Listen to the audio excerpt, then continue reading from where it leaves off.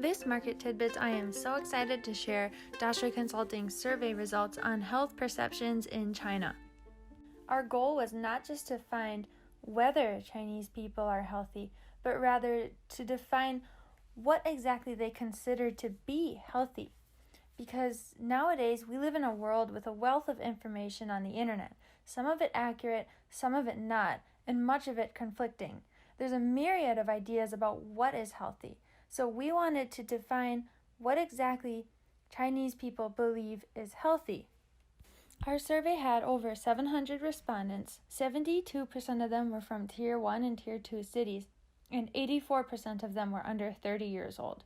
So while this group does not represent China's population as a whole, it certainly does give us some insight on some of the trends, especially some of the high consumption consumers in high-tier cities. Let's dive into the results.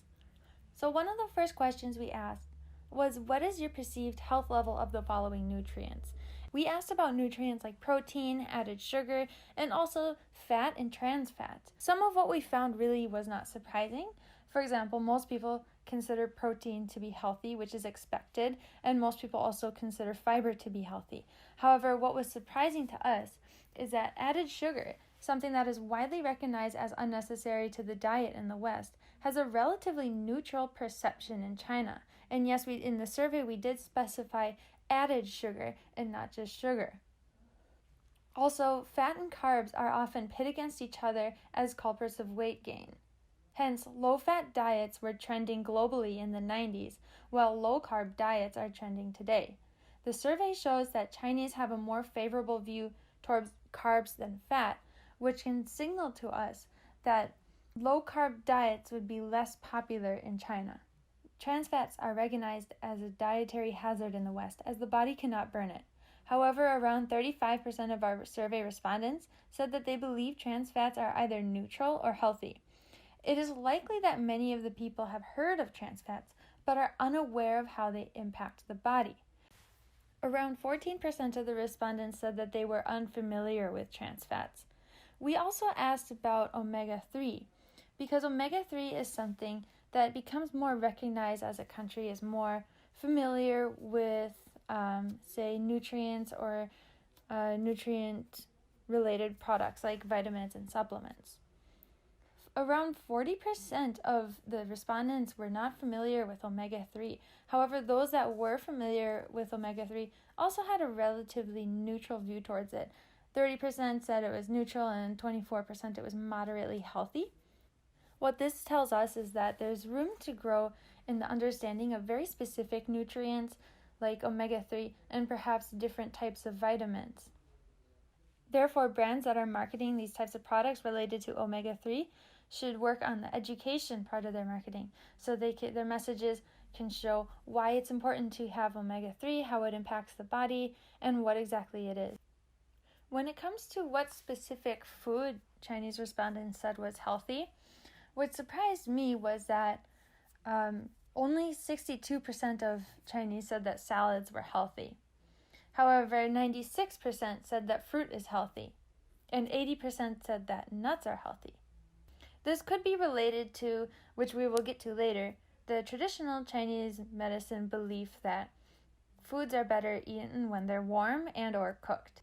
Given that the nature of salads is that they are raw and cold, this could have contributed to people believing that they are not as good for the body.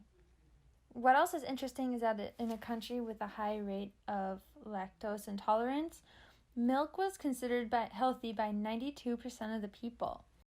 The nut milk market in China is undergoing tremendous growth, especially new products like oat milk. And then, of course, soy milk has always been a popular drink in China. But only 73% believe that nut milks are healthy, which is less than cow milk. Also in the dairy category is that 69% said that yogurt products are healthy. When it comes to healthy snacks in China, nuts are always the top choice. 80% of respondents said that nuts are healthy. We also asked whether a variety of foods was unhealthy. In the top 5 unhealthy foods was fried food, street food, cured meat, cookies, and granola bars.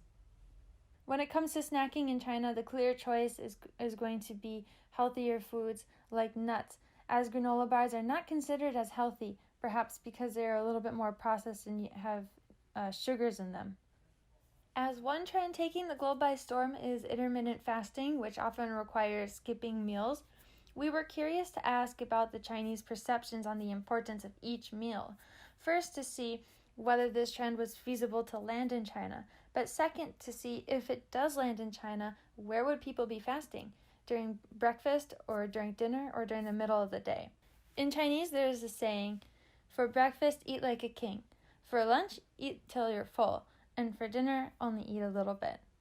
So it's not surprising that nearly 64% of respondents said that breakfast is the most important meal to your health, while 30% said lunch was, and only 4% said that dinner was. However, when asked which meal do you eat the most abundantly, over half of respondents said that they ate lunch the most abundantly, and only 6% said that they ate breakfast the most abundantly. Also, when asked which meals do you often miss due to being too busy, so this means involuntarily missing meals, not including fasting, 63% of respondents said breakfast, and a quarter of respondents said that they actually don't ever miss meals. The least missed meal, surprisingly, was lunch, despite the busy workdays in China. So obviously, there's a lack of correlation between the ideologies of what is healthy and the actual practice. Breakfast is the most skipped meal, and it is also eaten the least abundantly, but most people believe it is the most important to your health. This opens some market opportunities for brands to fill in the gap to provide convenient breakfast. One of the core beliefs of many Chinese people is that food is medicine and medicine is food. And so naturally, traditional Chinese medicine, which is heavily involved in food, including the balance of yin and yang, hot and cold foods, and including the uses of different herbal remedies. So we asked a lot about beliefs on traditional Chinese medicine to see if it's just a tradition or if it's still being practiced. One of the common topics of traditional Chinese medicine and food is the belief that hot food is healthier than cold food. Earlier we mentioned that salads are only considered healthy by around 60% of people, and what we found is that 36% believe that hot food is indeed healthier than cold food. However, around half of the respondents were neutral on this topic. 12% of respondents believe no, there's not a correlation between the heat of the food and the health level. On a similar note, we also asked if cooked food is healthier than raw food, because one practice in China is that vegetables are often cooked very thoroughly, and it's not common to find raw vegetables in your food in China, which is very different from the health standards of the West, which is more likely to follow raw food diets. Actually, 65% believe that cooked food is indeed healthier than raw food, while 28% was neutral on the topic. As mentioned, one of the core beliefs of TCM is yin and yang. So yin is more cold, cool, damp, and yang is bright, hot, and sunny. And a lot of Chinese believe that food also has yin and yang qualities, although it's often said as 上火 and 出火. 上火 is bringing heat to the body, and 出火 is kind of removing heat. So 上火 is yang, while 出火 is yin. 60% said that yes, yin and yang is important in the diet, while 32% said it's neutral. And lastly, we asked if they believe in traditional Chinese medicine and if it's used in daily life. Half said yes, around almost 40% was neutral, and only 11% said no. So it seems even among young city dwellers, TCM is still very important in the Chinese diet.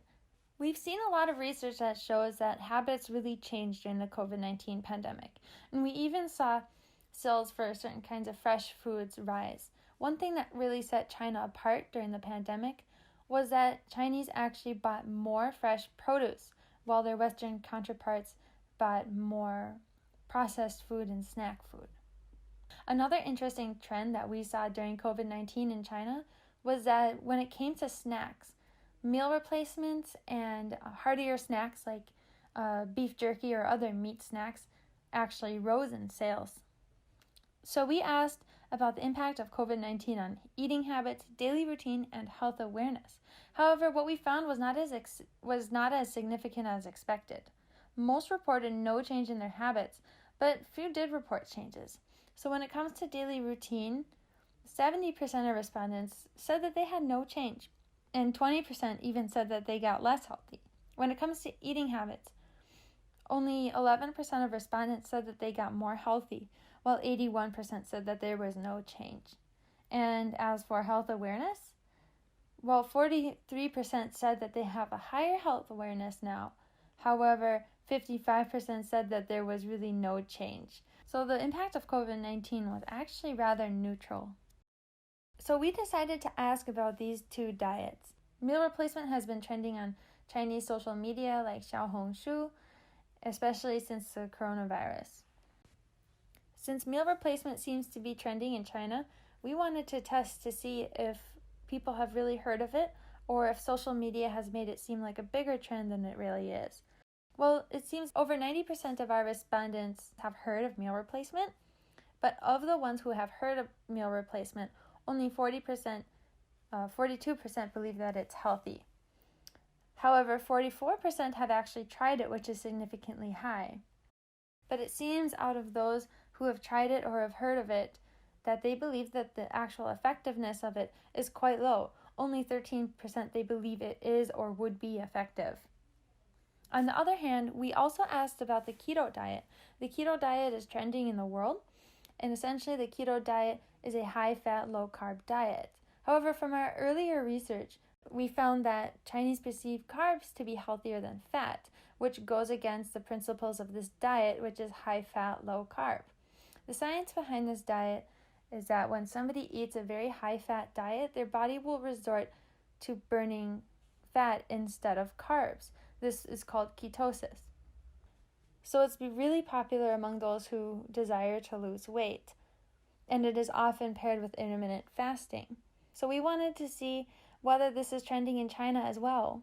But we found that less than half, only 46% of respondents, had actually heard of the diet.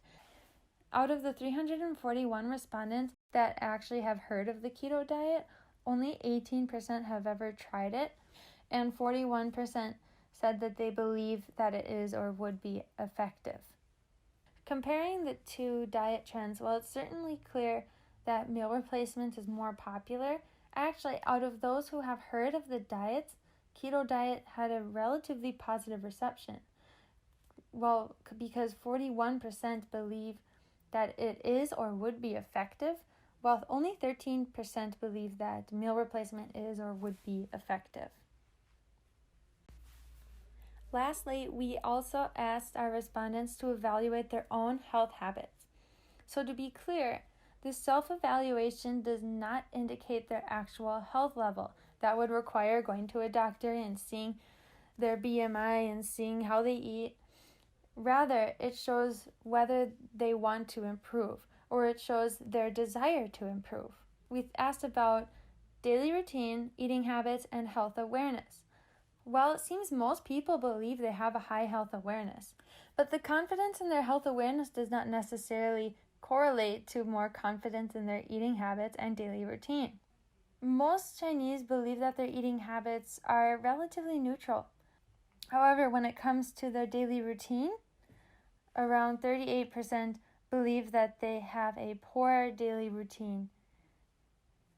According to a government report, in 2020, more than half of Chinese were overweight. Hence, weight loss is increasingly a concern in China. When it comes to weight loss, we decided to look at each gender. Despite the fact that around half of the population is overweight, 75% of women believe that they need to lose weight, and 70% of men say they need to lose weight, averaging at about 73%. This tells us that weight loss is a very important category when it comes to health in China and health products in China, and it's also expected to grow as the rate of obesity also increases.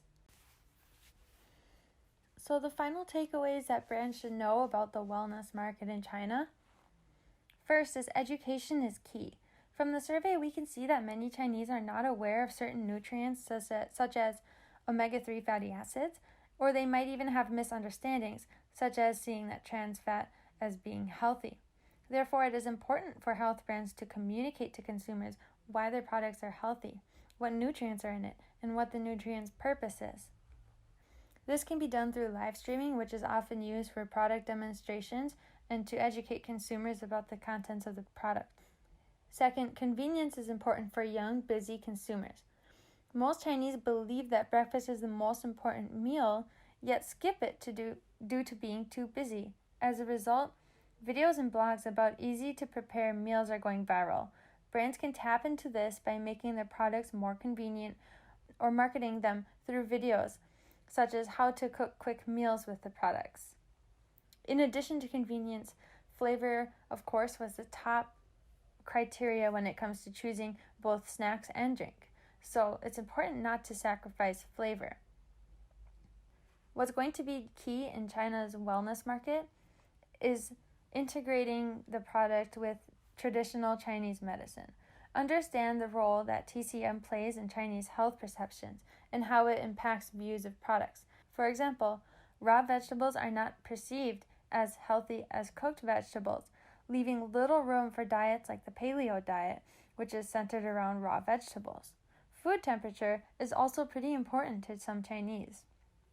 A product that is meant to be served hot, like a soup, may do better than something that's meant to be served cold, like a salad. Also, it's worth studying up on the common herbs in traditional Chinese medicine to understand their effects and how they're commonly perceived among Chinese people. Many Chinese consumers prefer natural ingredients to processed food, hence why a lot of Western snacks like granola bars are perceived to be very unhealthy, whereas in the West, they're often marketed as a healthy food. To summarize our survey results, we're very optimistic about the increasing health awareness of the Chinese consumers. A report by Boston Consulting Group estimates that the health and wellness market in China is worth around $70 billion in 2020. To learn more about our survey on health perceptions in China, you can find our blog at dashueconsulting.com/health-perceptions. Thank you for listening.